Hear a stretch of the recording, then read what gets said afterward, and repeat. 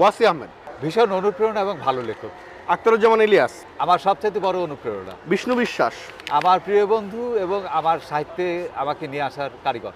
Subrata গাসিন Gomez, আমার সবচাইতে বড় বন্ধু যে আমাকে অনেক আইডিয়া দিয়ে এনরিচ করেছে।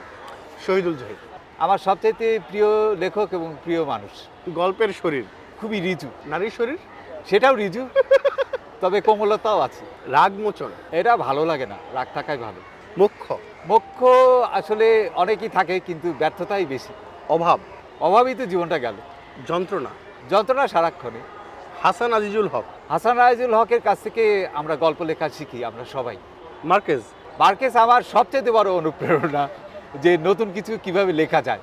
দূরত্ব, দূরত্ব ভালো, ভাষা, ভাষাই সবচাইতে জরুরি মানুষের সাথে কমিউনিকেট করার এবং আমাদের সমাজবদ্ধতার সবচাইতে জরুরি অংশ ভাষা। বই, বই না হলে বাঁচব না।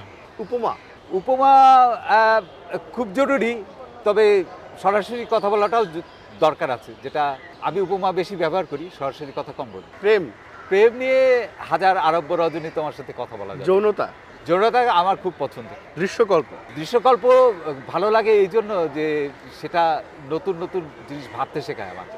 প্রেমিকা, বেদনার জায়গা। যদি পারতাম, আখতারুজ্জামান ইলিয়াসের মতো লেখক হতাম।